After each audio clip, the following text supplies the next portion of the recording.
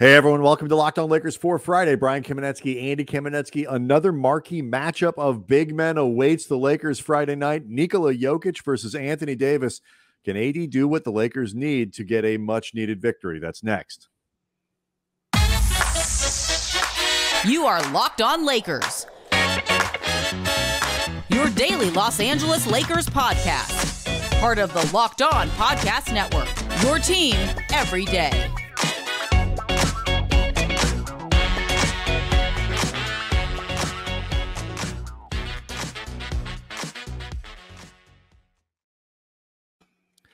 Thanks to everybody for making Locked On Lakers your first listen of every day, Monday through Friday, no matter how or where you get your podcasts. It's always going to be free. It's never going to be behind a paywall.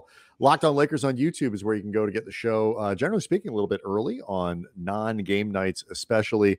And a great way to get yourself involved in the show. We pulled a couple comments for Thursday's show. We like to read those things, and you guys can participate in great Lakers conversations with each other as well.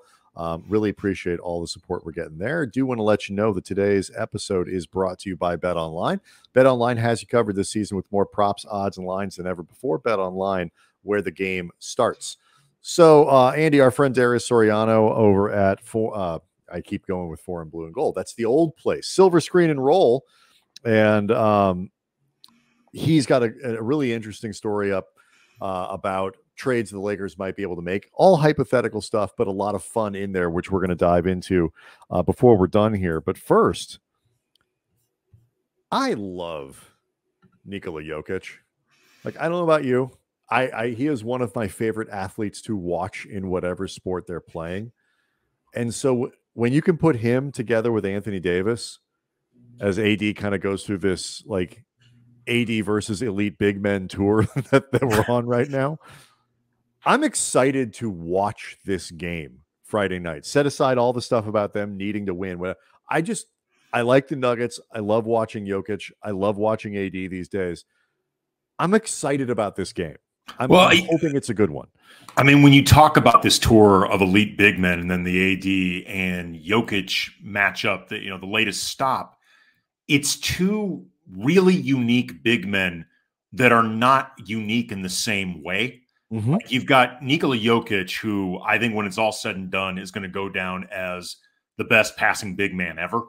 It is hard to think of somebody at his size that's able to pass the way he did. Arvydas Sabonis, before he got to the NBA, maybe could have made that claim, but unfortunately the version the NBA got was the version where his knees were shot more, and you couldn't get, I think, the entire it's actually amazing that he was effective given how little he could actually move. And then, you start getting into guys like Magic or LeBron, that type of size, but it's a very different position. Like Jokic passing with his size, but also in the way that he's used is totally unique.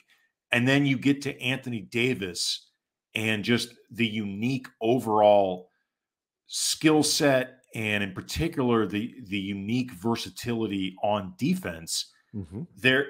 It's weird and unusual, and I think noteworthy to be able to say unique, which is supposed to be so singular, twice in the same sentence about two guys without feeling like you're throwing it around the way sometimes unicorn gets overused. But in this particular case, I think it actually is totally accurate to say two unique guys, same position, matched against each other. Right, because like you say, it's not like they're mirror images of each other. And, it's like they're not unique in the sense of, like, big men who are skilled. It's like, no, like, Embiid is a no, Jokic and Embiid are much closer to each other, but they're very versatile players. They can, like, all these. That's what makes this age that we're in. Like, I admit I am not a scholar of this stuff. I was not a huge NBA fan in like the 80s and 90s. Like, so I don't have this sort of institute. But people with sports often are like, kind of fall back into, it was always better when I was a kid, or if you're a former athlete, when I was playing, or whatever it is. And, we're not immune to that in the media, but at least from my time covering basketball, being around it, getting on 20 years now.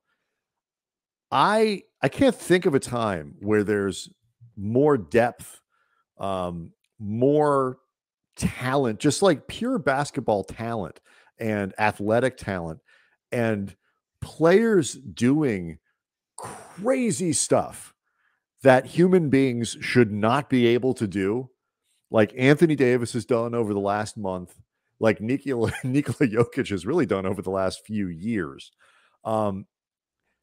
This kind of thing, and watch the game be a total clunker where they're both out with foul trouble in 4 minutes.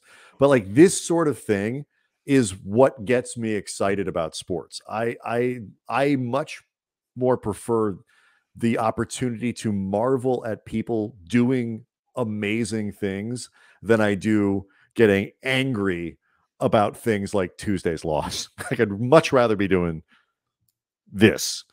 So I hope it lives up. Well, that being said, though, whether it lives up or not, the Lakers really need to win this game, don't they? Like they, and not to bring the room down, but they really need to win this game. It is unfortunate that they are in this type of position against a team that otherwise, in a different context, you lose depending on how you play. You can chalk it up to this is just how the NBA season works, and you move on. They really need to win this game, especially in light of recent winnable losses to the Sixers, to the Celtics, to whatever. Like, this is what unfortunately presents the possibility of not being able to enjoy it as much as you want to on a pure basketball entertainment level, because for the Lakers right now, stakes is really damn high. Yeah, I am somewhat encouraged that I'm not saying I'm betting the college fund, even for my least favorite child on, and he knows who he is. But even for the least favorite one, I am not betting the college fund on them winning. First of all, you have 2 boys and a girl, so you narrowed it down. I know it was more revealing than it should have been. Well, it knows who it is. Like, I don't know. I mean, it does know, but still. I mean, at least give it a little more respect. He doesn't. My children, like my wife, have no interest in this podcast. And I will say this, knowing exactly who it is, it doesn't give a bleep anyway, but still, a little respect. No, it doesn't. No. So, yeah, my children are wildly unimpressed with all of this. They don't care. So I'm at least somewhat encouraged, both by the performance, obviously, of AD. We have certainly learned that Anthony Davis needs to show up in a big way for the Lakers to have a chance to win, including the games that they lose, like Tuesday night. AD still had 37, 12, 3, 1, and 1, shot 54% from the floor, and 11 of 15 from the free throw line. Now, 2 of those 15 were monumentally important, but it's hard to argue Anthony Davis didn't put up a good game. He had the 44 against Giannis. He had 31 against Philadelphia, even with the foul trouble. But as a team, go back to the Sacramento game, which was a tremendous disappointment. They came back and throttled Brooklyn, and Nets weren't very good at that time, but they played well and they beat them up pretty good, and they won that game. And then they beat Detroit, and then they beat San Antonio, and that was the beginning of the little run. When they botched the game against Indiana, they came back and played one of their best games against Portland. They lose that game against Indiana. They beat Portland by 19 points. So their track record with bouncing back after debacle type performances is actually reasonably good. Well, I mean, am I again, it's Friday, we're getting near the holidays. I've been drinking. Maybe I'm just in too good a mood, but I'm optimistic. Well, look, not to present this in any way optimistic or pessimistic, but just keeping with the theme of AD and the Jokic matchup and everything on AD's plate right now, the Nuggets are coming off a win against the Wizards where they scored 98 points in the paint. That's a lot. That is almost like double what the leading team in the league averages. Like you put up half of that. You put up 49 points in the paint. You've had a pretty good night in the paint. Like 98 points. It's a lot in the paint. It's obviously not all on AD, but it does speak to the idea of AD is going to have his plate full. All right, let's get into some of these intriguing trade concepts that were put out there by our friend Darius Soriano over at the Silver Screen and Roll. One of the names we've heard, but there's another hypothetical out there that I think is fascinating, and I want to get your opinion about it, and we'll do that next. First, though, I do want to remind you, it is the holiday season. It is a time of Christmas parties, of New Year's parties. People are out with friends. They're out with coworkers. You have a couple drinks. It happens. It's okay. But maybe a few becomes too many. And as the evening comes to an end, people start to head out. You think of calling for a ride. You think, I live nearby. I can make it home okay. It's no big deal. I'll be fine. And what are the odds you're going to get pulled over anyway? And even so, what's the worst that can happen? Your insurance goes up, or you could lose your license. You could lose your job. You could total your car. You could kill someone. Everyone knows the risks of driving drunk, and the results are tragic, and they're often deadly. And that still doesn't stop everyone from getting behind the wheel while under the influence. And that's why police, they're out there right now looking for impaired drivers on our roads to save lives, particularly in the holiday season as people are getting out and being social again. So if you think you're okay to drive after a few drinks, think again, play it safe, plan ahead, get a ride. It only takes one mistake to change your life or someone else's forever. Drive sober or get pulled over.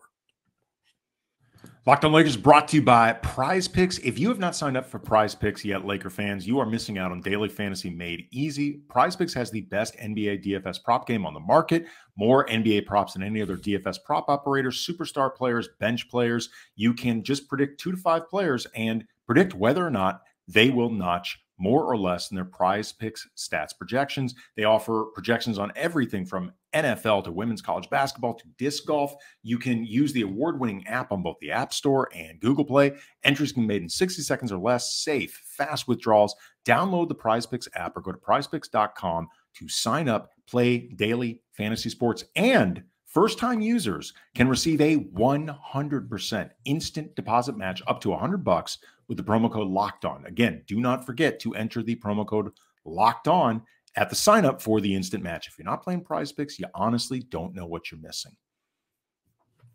Before we get to Darius's piece, so one of the things, we try to, whether it's bringing in emails or whatever it might be, think of, fun things to drop into a show, whatever it might be. One of them that I always think is great because the Lakers have so much of it is like pointing out dates in history, things that happened. Like I was furious with myself because I missed the anniversary of basketball reasons. Like every year I'm like, oh, we should talk about that. But then I forget. Yeah. And it's partially because we're kind of working a day ahead. And I have enough trouble remembering what the day is today, let alone like the day that the show will be. It's too hard. But I was looking it up. And speaking of things, as we were kind of in the first segment of like the opportunity for remarkable things to happen, and then you kind of just forget about them, like the stuff we've seen. Saturday is the anniversary of the day that Gilbert Arenas came to the Staples Center and lit the Lakers up for 60 in overtime when Kobe scored 45 in one of the most bonkers basketball games I have ever seen.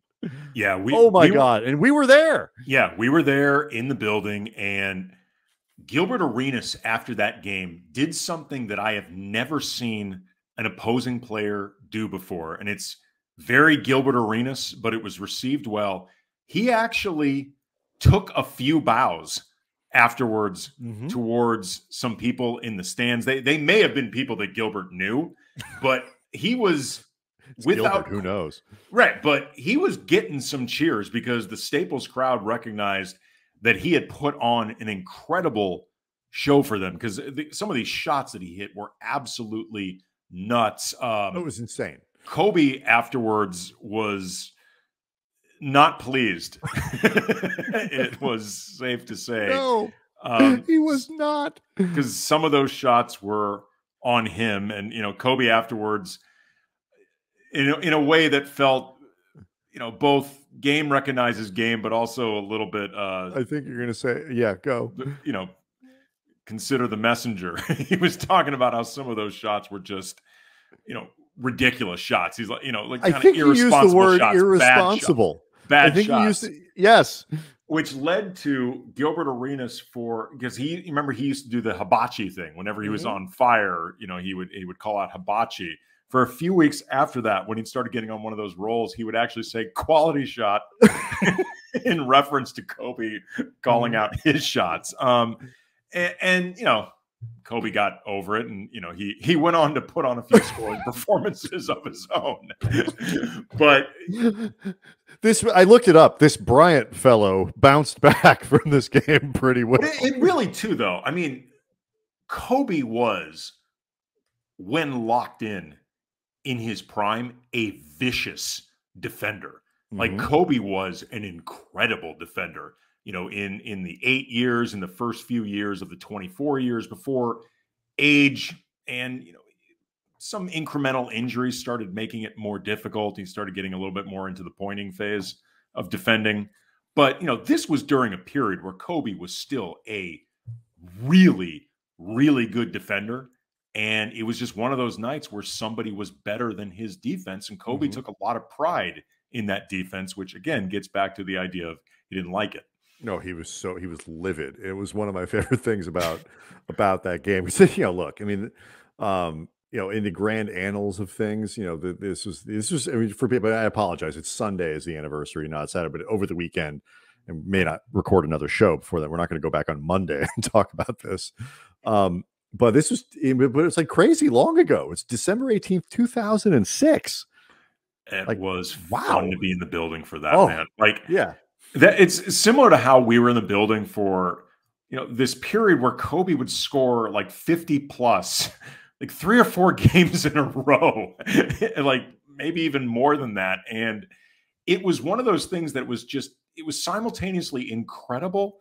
But after a while, it was like, yeah, I mean, it's what he does. He puts up and like points. when that streak broke, and I'll look it up, but when that streak broke, I think it was for a game where he had like 34. You end up with a straight face having to ask Kobe, so what was going on in this game that limited you to 34 Where did it points? go wrong?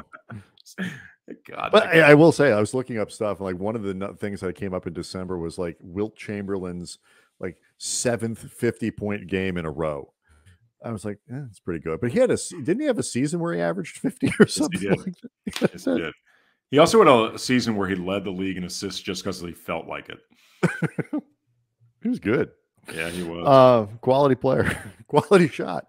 Anyway, so yeah, if you have, that's actually another great thing. If you have dates, games, things that stick out to you and remembrances as they're coming up, send them our way, because like it's these kinds of things are really fun to remember, to remind people of, because I am willing to guarantee, Andy, there are a lot of people out there who watched that game but kind of forgot about it. And it is a reminder too. I mentioned like the amount of talent. Like these guys are so good. Like Gilbert Arenas was legitimately a star for a little while, but like these guys are so good. Okay, really quickly, before we move on, because you'd mentioned Wilt, the season that he averaged 50 points a game, these were his numbers. 50.4 points per game, 25.7 rebounds per game, 48.5 minutes per game. 48.5. Yeah, he stayed out for 30 seconds after they were done. They played a lot of overtime that year. The Philadelphia Warriors. Can you imagine like walking off the floor that year, like playing against Wilt, and you're like, you held him to 46-22, whatever, you're like, shut that guy down. Did my job. Yeah, I can also imagine like the hot take media not voting for him for MVP, being like, well, what does he do to helping his team win? They're not the best team. It's amazing too that he managed to average that many points being as bad as he was at the line. It's pretty crazy. Man, as busy as he was at nighttime. I mean, yeah, that's true. He was Tucker. 48.5 minutes a game on top of the post-game activities is impressive. Yeah, which, I mean, he averaged more than 48.5 minutes a night with that. He's working at least 120 minutes a night. I mean, Yeah. that's pretty good. All right, let's get to this trade stuff. And I almost gave it away there, but all right. Spoiler alert: we're talking about Kuzma. We'll do that next. Locked On Lakers brought to you by BetOnline, BetOnline.net, your number one source for sports betting, info, stats, news, and analysis. Get the latest odds and trends for every professional and amateur league out there, from football to basketball to soccer to esports. They got it all at BetOnline.net. And if you love sports podcasts, you can find those at BetOnline as well. Always the fastest, easiest way to get your betting fix. So head to the website today or use your mobile device. Learn more about the trends in action. BetOnline, where the game starts. Okay, so if you watch this show, if you listen to this show, you download it hopefully every day. It's your first listen. You are probably somebody who follows Darius Soriano. You know his podcast. You know his work at Silver Screen and Roll. It's the Lakers Film Room podcast, by the way. And so he has a story up today where he talks about trades the Lakers could make. This is up at Silver Screen. These are not, as he makes a point, things that he's heard, hot rumors or whatever. But, some of them traffic in some of the players that we have discussed, and the names get thrown around the league. One of the most intriguing is the concept of the Lakers trading for Kyle Kuzma. And I think we touched on this a little bit for Thursday's show. Of all the names that are out there, Kuzma to me, of like potentially realistic targets, Kuzma to me is it's hard to get more fascinating than him, for so many reasons. And I know, Kuzma as a concept, both for what he can do for the team and then just the discussion points, is something that is interesting to you as well. Yeah, I mean, let's begin with what he could do for the team. I mean, he can provide for them everything but the outside shooting. But in the meantime, he's obviously a really good scorer. He's got some versatility to that scoring. He's become a much better playmaker. He's really improved that part of his game. He can help keep the ball moving, could probably run a little bit of stuff through him, as secondary, or as I like to say, thirdary action. He is a very good rebounder, and this is a team that could use some help on the defensive glass. So, beyond the outside shooting, which is fine, but it's not incredible. He is not somebody. Right. For reference, he's shooting 34% this year. He's 34% for his career. It is not, it's good enough that you can tolerate him taking 3-pointers. It is not so good that you consider him a sharpshooter. Right. He's not somebody that, let me rephrase. He is somebody that will improve the Lakers' 3-point shooting. He just shouldn't be somebody that will improve the Lakers' 3-point shooting. And he's certainly not going to make them deadly around the arc, but he actually, his defense hasn't, we've seen has improved a lot over the years, and improved the year they won the championship. He would help them become a much more switchable team defensively. He would make them better, and he makes a lot of sense. We've seen recent proof of concept that he can play with LeBron and Anthony Davis. But then you get into the optics of it all. Hold on one second before you do that. I think just as a player, he represents to me the kind of way Bogdanovich is in the same category, where it's the talent improvement is important. This hypothetical is basically Pat Bev in a first for Kuz, and the Lakers would try to protect that pick as much as they could. Probably can't get away with protecting it, in all honesty. Washington would say, go bleep yourself, and they'd have to give up an unprotected pick to do it. I would be shocked if they could get any of these names that we've mentioned who really would be significant without it leaving the pick unprotected. I'd be relative, at the very least, so narrowly protected that it's also too, without getting too deep into the weeds of all this, it is difficult to protect picks that far in advance, especially when the Lakers have given up so many others. So there are technical things that go with it, but the bottom line is it would be hard to do anyway. And the idea that you could kind of get away with doing that for players, if Kuzma is in fact ever put on the market, right now he is not, but Bogdanovich theoretically could be, but there'll be a lot of competition for these guys. And you would need to be willing to extend Kuzma next year because he's going to need a new contract. You got to be okay. Is my $20 million that I'm going to have, do I want to spend it on Kyle Kuzma, or do I want to wait and see what's behind door number one? What other trades I could? So you have to be committed. If you're going to trade that pick, you got to be able to sign him. But what I think is interesting about him is, in addition to the talent upgrade, it's a fixing of an imbalance. And part of what the Lakers have right now, we discussed it for Thursday's show, if you want to go back and listen to it, is Darvin Ham has made, I think, poor choices at times with the rotation, in part because the rotation, the roster presents him a very unbalanced hand.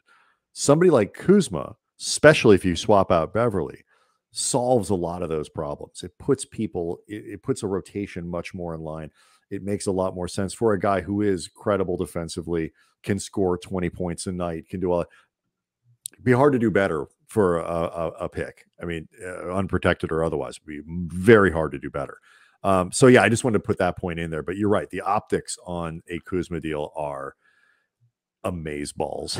Yeah, because it's not just a matter of admitting that you made a mistake with the Westbrook deal, with the guy that you sent out, one of the guys you sent out for Westbrook in Kuzma. It's also the optics of the asset management, because in addition to giving up a pick to bring Kuzma in, you gave up a pick to send Kuzma out, which still to this day blows my mind. I find that more shocking. The Lakers attaching a first-round pick to Kuzma and KCP and Montrezl Harrell to bring in Westbrook. I find that more shocking than the fact that they traded for Westbrook. I'm 100% convinced that Tommy Shepard asked for that as a goof. He just assumed. It's like a little joke between them. Yeah, when the news of that deal broke, like, as much as, you know, we both thought, wow, you know, this is a really risky, unnecessarily risky move. You and I had done a show a week before that about why we didn't think this was a good idea when it had been rumored. The Lakers trading for Westbrook is a very Lakery thing to do. And you could at least see the upside arguments for it, even if you don't buy into them. You can understand what they would be. And again, it's the star effery thing this franchise just always does, for better and for worse. What was shocking, though, was that it required a first-round pick to do. And it would, bringing this full circle, get back to the whole idea of asset management, and something this organization does rather poorly. And again, there is an element of optics of, frankly, eating bleep that Rob Pelinka and Jeannie Buss would have to be willing to take in the process of making a move that, remove those optics, might be a pretty good move. To their credit, and I use that word with caution, I do think they do. I don't think that would stop them from making the trade. I would hope it wouldn't. I'm not entirely sure Jeannie is sort of self-aware enough to make it. Rob definitely is. And ultimately it's on Rob, not Jeannie, to eat it on this, because he's the one making the deals. But oh yeah, he'll have to curl up under a blanket with the alchemist to get through this one. The thing about Westbrook, and there's the other part of this Washington thing is reading in the fetal position. We'll throw out there maybe for another show next week, because we don't have time tonight. It is there is no incarnation of this, whatever this turns out to be, where Rob Pelinka isn't going to have to eat it. No trade he makes will not involve some sort of crow served cold, or what's an unpleasant way to serve crow? It's not probably all anyway. It's like, it doesn't feel like who the hell eats crow? A delicious and luscious bird. Yeah. Anyway, So we'll see what happens with that. It will be interesting if Washington really does put him on the market. He would be one of those guys around the deadline that would get a lot of attention. And for what it's worth, Chris Haynes with Turner and Bleacher Report on a recent show, and I apologize for not knowing which one, said that the Wizards are not interested in moving him. Yeah, multiple reports saying that for now. Look, the Wizards have a track record of being willing to pay what it takes to keep certain guys, even if it doesn't necessarily make sense. Oh yeah, no, in the pursuit of screaming mediocrity, that is their jam. Yeah, so it's believable. Which is why I'm sure Tommy Shepard was shocked the Lakers threw in that extra pick. So that sort of thing doesn't happen for us. It's still it's amazing. My mind. All right, Locked On Lakers on YouTube is where you go to see the show, get a little early, have some fun.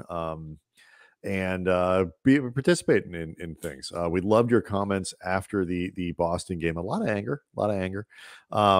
And we'll see what people have to say after this weekend. And again, enjoy your weekend, everyone.